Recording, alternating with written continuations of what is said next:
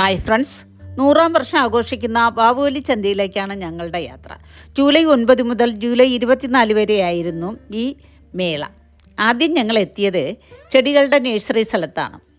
ആയിരക്കണക്കിന് ഇനങ്ങളിലുള്ള ചെടികളാണ് അവിടെ ഉൾപ്പെടുത്തിയിട്ടുള്ളത്. അവിടുത്തെ പൂക്കളുടെ ആ കാഴ്ച കാണാൻ തന്നെ അതിമനോഹരമാണ്. കൊഴിത്തറ താമരഭരണി നദിയുടെ തീരത്ത് ആയിരക്കണക്കിന് ആളുകളാണ് പൂർവികർക്ക് വെടിയർപ്പിക്കാൻ എത്തുക. ഈ തിരക്ക് കണ്ടിട്ട് അവിടുത്തെ മുനിസിപ്പൽ കോർപ്പറേഷൻ മൈതാനത്ത് സംഘടിപ്പിച്ച് തുടങ്ങിയതാണ് ഈ മേള. കന്യാകുമാരിയിൽ നിന്നും കേരളത്തിൽ നിന്നും ആയിരക്കണക്കിന് ആളുകളാണ് ഈ മേള കാണാനായി എത്തുക.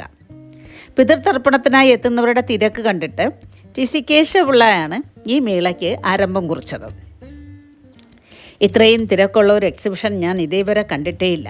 ഞങ്ങളും ആദ്യമായിട്ടാണ് ഈ എക്സിബിഷൻ കാണാനായി എത്തിയത്. ഇതിനകത്തുള്ള കച്ചവട കാഴ്ചകൾ അതെന്താണെന്ന് നമുക്ക് വർണ്ണിക്കാൻ തന്നെ സാധിക്കില്ല. കണ്ട് മനസ്സിലാക്കേണ്ട ഒരു കാഴ്ച തന്നെയാണ്. അതിൽ ഭക്ഷണ സാധനങ്ങളും ഉൾപ്പെടും. മറ്റൊരു കാഴ്ച കുട്ടികളുടെ എക്സിബിഷനാണ്. അവരുടെ സയൻസ് ഫെയർ, ക്രാഫ്റ്റ് മത്സരങ്ങൾ ഇതെല്ലാം നമുക്ക് കാണേണ്ട ഒന്ന് തന്നെയാണ്. പിന്നെ ബോക്സിംഗ് മത്സരം, അതുപോലെ തന്നെയാണ് മറ്റു സാംസ്കാരിക പരിപാടികളും ഉൾപ്പെടുത്തിയിട്ടുണ്ട്. പിന്നെ കാണേണ്ട ഒരു കാഴ്ച വിവിധ തരം റൈഡുകളാണ്. ഇത്രയധികം റൈഡുകൾ ഉൾപ്പെടുത്തിയിട്ടുള്ള ഒരു എക്സിബിഷൻ കണ്ടിട്ടേയില്ല. അത്രയ്ക്കധികം ജെയിൻ്റ് വില്ലുകളും പലതരം റൈഡുകളും അവിടെ കാണാനായി സാധിക്കും. കുട്ടികൾക്കും മുതിർന്നവർക്കും ഒരുപോലെ ആസ്വദിക്കാൻ പറ്റിയ ഒരു എക്സിബിഷനാണിത്.